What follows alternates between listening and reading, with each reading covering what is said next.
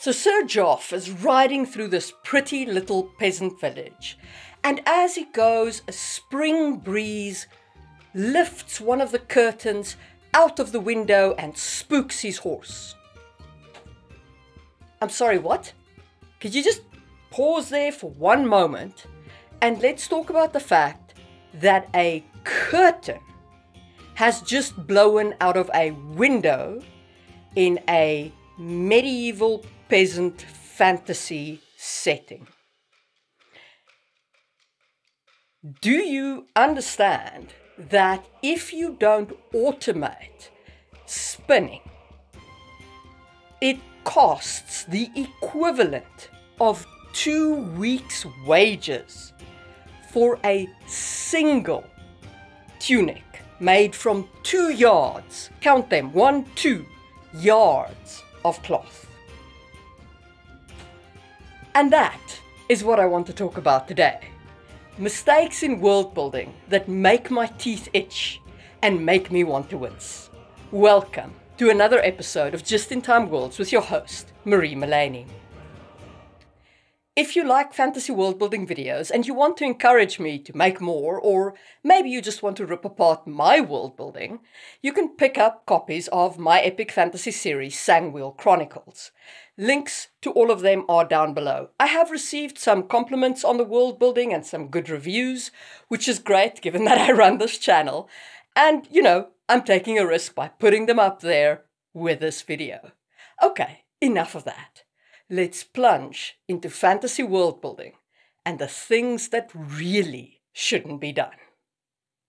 So I do just want to say right off the bat that this will probably be a series, because I started out with 10 things that annoyed me, and then I went on a little bit of a rant on the first 3, and I realized that I'm not gonna fit in 10 in a video. So this is the first of the things that make my teeth itch. Inconsistent technology or magic. Imagine you've got a world with a dazzling spectacle of starships zipping through the cosmos at warp speed, making the Kessel Run in less than 12 parsecs, if you will. And you're chasing some rebel scum for information, and an escape pod fires off from the ship. And you say, nah, let them go, there are no life signs on board. My dude, what? Did you forget droids exist? And why wouldn't you wreck the pod? It's not like you're going to run out of laser bolts. But this kind of stupidity and inconsistency isn't just in spacefaring societies or technology. Oh, no. It's rife in the realms of the arcane too. In Harry Potter, owls carry post, right? Right. Except that wizards can teleport. Kids, I'm telling you, it's freaking animal abuse to make one of nature's slowest flying birds carry post when you have wizards who can teleport.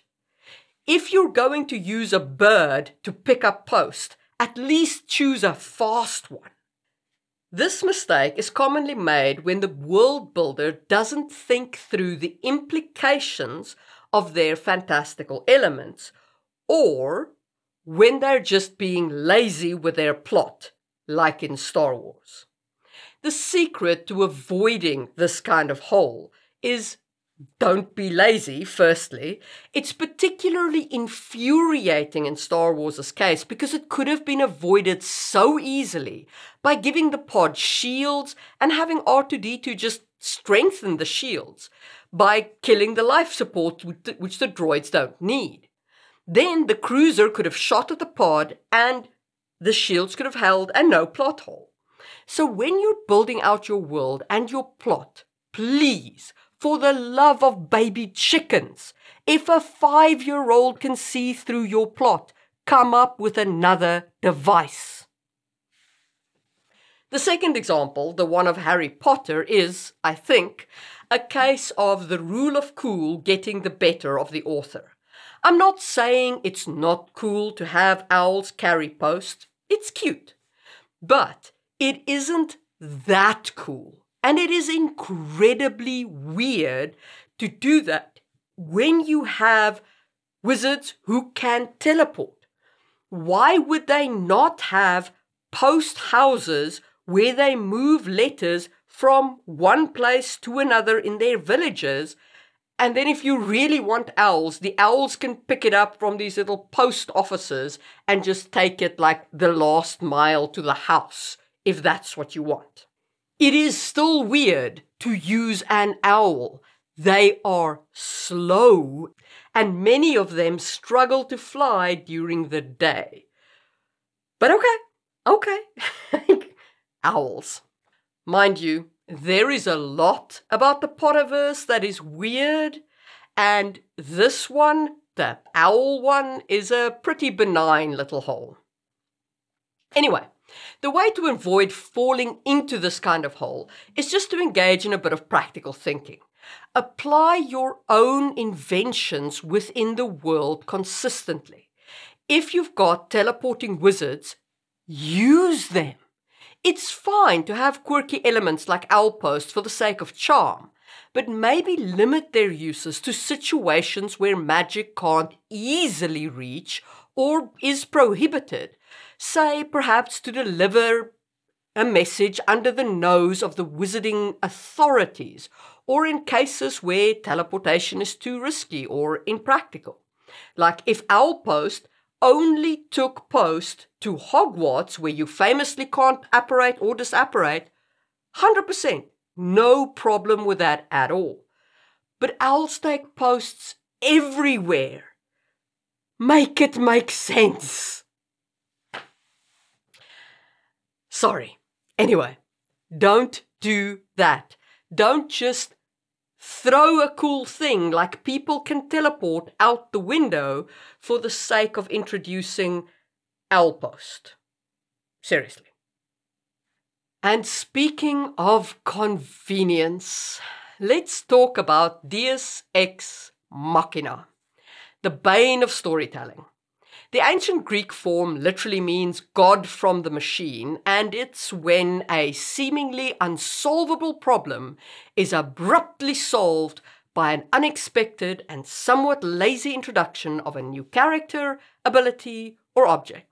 It's like saying, "Oh, we're trapped? No worries. I just remembered I have a get out of jail free card in my back pocket." Terry Goodkind is really guilty of this. The whole Sword of Truth series is dependent on one single trope. Richard summons Deus Ex Machina to overcome the final conflict of every single book. If your character needs to break the magical rules of your world in every single book to overcome the central conflict of the book, you have a Deus Ex Machina problem. And you're going to need an intervention to put a stop to it. This is your intervention. Remember, when you're building your world, every cool idea needs a how. Why does it exist in the context of the world, and how does it fit into the broader system? Every new thing that you put into your magic system or your technology or your discoveries needs to be something that the characters have touched at least twice. They've planted the seed, they've tended the seed, and it sprouts to become a beautiful new plot device rather than an ugly Deus Ex Machina that just dropped out of the sky. Without doing that, you're just throwing glitter at the pages and calling it magic. If you've liked that little rant, go ahead and hit the thumbs up button by the power of my asking you to, and let's take a stroll down economics lane.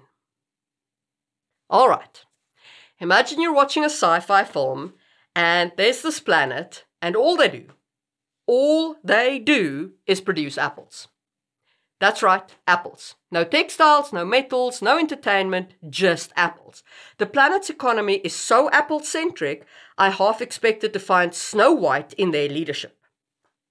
That's what we call a monoculture economy. But how does that planet get, I don't know, clothes? Do they trade apples for everything? Even spaceships? It's like making a planet out of New York City and only producing bagels. Sure, bagels are delicious. I like bagels. But what happens when you want coffee or cream cheese to go with them? This kind of world building reminds me of Divergent. Every person in Divergent is pigeonholed into one of these 5 factions. Each faction is all about one particular virtue. But seriously, where do they get their clothes? Who makes their weapons? What about the furniture, the beds they sleep on? Surely, not everyone can be brave and honest and farming and whatever the whole time. Somebody has to be making the shoes. It's as if the basic needs of life are just too mundane for the grand division of the story. And these factions, they're not allowed to trade either, so I don't get it. And speaking of not trading, that whole we don't need trade notion makes my teeth hurt. In so many stories, there's these no trade planets or single trade planets or this region that doesn't trade with anybody else or whatever. And trade agreements, economics, all these things that drove innovation, that drove cultures exchanging information, that drove so much of our own history, all of that. Nah, we don't need that. Who needs trade? I mean, the fact that we don't have spices to put in our food, the fact that we don't maybe have the right kind of animals, maybe we don't have the right kind of, materials to make clothes with, none of that's important. We don't need trade. The reality is, trade is the lifeblood of civilizations. Ideas don't breed in a vacuum, they need friends. Trade is where cultures clash and merge. Without it, you're not just missing out on economic opportunities, you're missing out on drama, on intrigue, and on those delicious trade route scandals. Often, these same worlds with their monoculture regions and their no-trade areas completely lack the concept of resource scarcity, which is why they don't need trade, because they're so self-sufficient. Now, like I said in the intro, did you ever consider how much effort goes into making a single piece of clothing before automation? I speak about this quite extensively in my video on spinning, which you can check out in the information card, but the TLDR is, before the spinning wheel, most people had to be content with 2 outfits a year, at most. And they wore their clothes till it fell off their backs. It was only with the invention of the automated spinning wheel in the 1830s that cloth became really cheap. And this means, for those of you paying attention, ain't no peasant house gonna have curtains, people. Nor are they going to have glass. They're going to have shutters over the holes in the wall that are their windows. And then there's salt. Salt was incredibly hard to come by before automation. Why? Because salt mines are hella dangerous. People die from dehydration inside them. Before the Industrial Revolution, salt was mined by slaves or prisoners because it unalived more workers than you want to think about. And books. Oh my goodness, books. Books had to be copied by hand, before the printing press, by hand. Each was handwritten, often on parchment, which required just about an actual flock of sheep to make the freaking parchment with. And they were illuminated, like pictures were drawn in them. This was a major industry of Samarkand and is still where books are illuminated today. Samarkand on the spice route. And in some people's worlds, in some people's fantasy worlds, books are treated like they're pamphlet flyers. And I'm just like, how I'm a hit my head against this desk if you don't start treating people's time with a little bit more respect. Before automation, all the stuff was done by hand, and it took time. Everything took time, and time is expensive. So, how do you avoid all this stuff?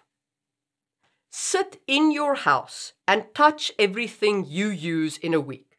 Physically touch it and think what its equivalent is in your world and how people would get it. Consider this glass bottle. This wouldn't be in my world because glass is expensive. So what would they have instead? Because they still need a bottle to put water in. A water flask, that's a lot cheaper. Something made out of wood, something made out of leather, something like that would be much more acceptable to them. So think about the items in your house. Then think about what isn't made in your immediate region. If you're in America, think what's not made in your state. If you're in Europe, think what's not made in your country. If you're anywhere else, think in terms of your region or your country. What is not made here? What does your country have to trade for? What comes in on the great ships? And then grab the map of your fantasy world, decide where these resources come from, whether they come from the main region where you're writing the story or elsewhere, and then put down trade cities. Cities that exist where these resources are traded. And that gives you great economic diversity, it gives you trade, and it gives you routes along which trades can happen. And right there, you've not just solved a problem that would make my teeth itch if I read your book, but you also have actually world built some great cities and places of interest on your map. Okay, up next, we're going to tackle ecology and the all too common continent of plot convenience. But first, do me a solid. If you've been nodding along to my economic ranting, please do give that like button a gentle tap. And off we go into point number 3. What we're talking about here is the wildly underthought of world of fantasy and sci-fi ecology. Let's start with single biome worlds. You know the one, the planet that's all desert, all tundra, or heaven forbid, entirely rainforest. No change in the climate or ecosystem across the entire globe. It's like the Weather Channel got stuck on one setting and everyone just went, yep, that's the right one. Now, you might be thinking, but Marie, what about Tatooine? And sure, yeah, Star Wars got away with it. But that doesn't mean it's not ecologically bizarre. The thing is, single biome planets are common. They're also normally dead.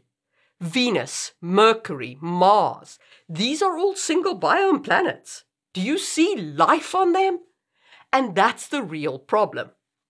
Most planets capable of sustaining life as we know it is also going to have biodiversity. Nature thrives on biodiversity. It's a messy, complex, and beautifully interconnected web. Variety isn't just the life of the party. It's essential for the survival of the party guests, also known as every living thing. So sure, you can have single biome worlds if dead is the biome. But honestly, single biome worlds aren't as bad as not thinking about what happens to the environment when you introduce the fantastical. Imagine dropping a polar bear into the Sahara. It's not going to become the king of the desert. It's going to have a really bad time. And yet, so many stories bring in creatures willy-nilly like, oh, let's have dragons here because dragons are cool. There's no thought about what do dragons eat other than the occasional unwary knight, or how they'll impact the local wildlife. Heck, if you want a real-life example of even innocent animals as effect, Some ass let a rabbit loose in Australia, or a pair of rabbits rather, and now they threaten the local wildlife by overgrazing on a continent that absolutely was not ready for rabbits. Or take the lionfish in Florida. The lionfish hitched a ride on a ship, got off in the Florida Keys where it had no predators, and it's pretty much cleaning the reef down there. It's eating everything in sight. So if you're in Florida, do your bit and eat some lionfish. They eat enough of everything else that you are perfectly justified. My point is, fantasy creatures need a food chain. What do they eat? What eats them? What breaks them down when they die? All of that kind of thing. And I talk about that in my video on how to create really weird life. But now both of these problems, the ecosphere problem, the single biome problem, they're half points. Yeah, they annoy me a bit, but they don't really drive me nuts. What drives me nuts is when people don't think about the impact of evolution and these creatures that they create.